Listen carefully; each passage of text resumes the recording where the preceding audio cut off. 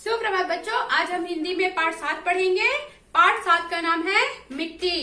इस पाठ को हमने बुक में पढ़ लिया था। आज हम देखेंगे शब्दार्थ, प्रश्न उत्तर, पंक्ति पूरा करो और मिलान करो।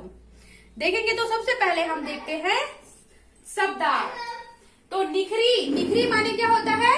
निखरना। निखरी मतलब निखरना। फिर दिया है मूरत, मूरत माने होता है मूर्ति, मूरत माने मूर्ति। फिर दिया है सलोने, सलोने माने होता है सुंदर, सलोने माने सुंदर। निखरी मतलब निखरना, मूरत मतलब मूर्ति, सलोने माने सुंदर। ये हो गया शब्दार्थ। अब देखते हैं प्रश्न उत्तर। तो प्रश्न पहला है, वर्षा की बूंदें पड़ने पर मिट्टी से कैसी सुगंध आती है? तो बताइए बच्चों, कैसी सुगंध आती है? मैंने आपको अभी बताया है। तो वर्षा की बूंदें पड़ने पर मिट्टी से सोंधी सोंधी सुगंध आती है। आप लोग देखना, जब भी बारिश होगा, वर्षा की बूंदें धरती पे पड़ेगी मिट्टी में, तो वहां से एक सुगंध आती है सोंधी सोंधी, जो बहुत ही अच्छी सुगंध होती है। तो प्रश्न पहला है, वर्षा की बूंदें पड़ने पर मिट्टी से कैसी सुगंध आती है? तो उत्तर होगा, वर्षा की बूंदों के पड़ने पर मिट्टी से सोंधी सोंधी सुगंध आती है। प्रश्न दूसरा है, मिट्टी कहाँ कहाँ पाई जाती है? तो उत्तर होगा, मिट्टी गांव, गली, खेत, शहर, वन, बाग आदि सभी जगहों पर पाई जाती है। प्रश्न तीसरा, मिट्टी सुंदर फूल कैसे खिलाते हैं? मिट्टी पौधों का पालन पोषण करके सुंदर फूल खिलाते हैं। चौथा प्रश्न है, मिट्टी से क्या क्या बनता है? तो उत्तर होगा, मिट्टी से घर बनते हैं, गमले बनते हैं, मूर्तियां बनती है, बर्तन और खिलौने बनता है।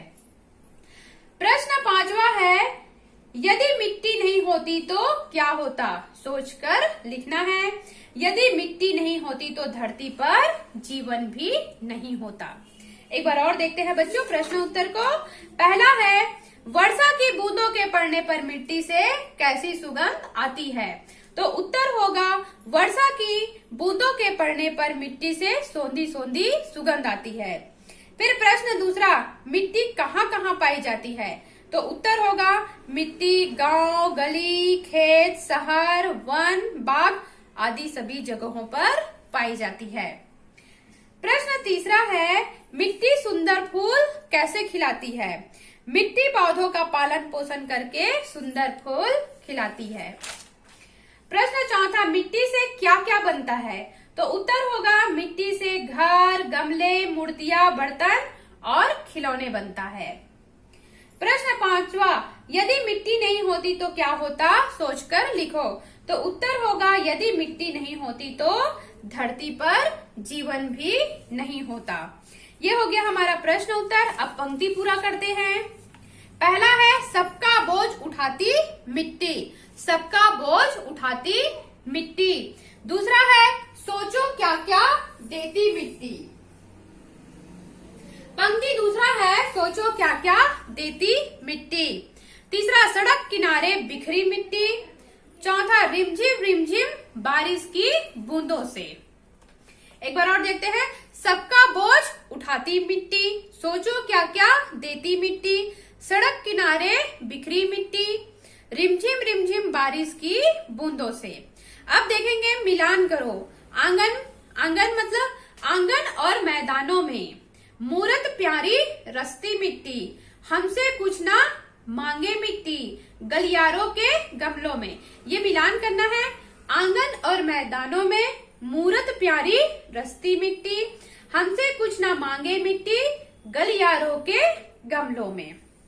इस तरह ये पाठ यहाँ पे समाप्त होता है। मैं प्रश्न उत्तर एक बार और बोल देती हूँ। पहला प्रश्न है, वर्षा की बूंदें पड़ने पर कैसी सुगंध आती है?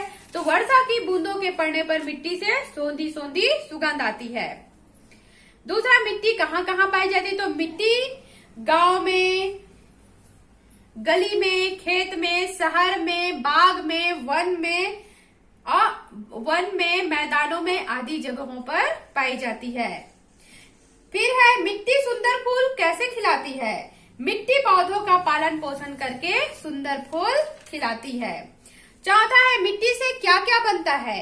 तो उत्तर होगा मिट्टी से घर, गमले, मूर्तियां, बर्तन और खिलौने बनते हैं। प्रश्न 5वां, यदि मिट्टी नहीं होती तो क्या होता, सोचकर लिखिए। तो उत्तर होगा अगर मिट्टी नहीं होती तो इस धरती पर जीवन भी नहीं होता। तो इस तरह ये पाठ यहाँ पे समाप्त होता है। आशा करती हूँ बच्चों कि आपको समझ में आया होगा। धन्यवाद।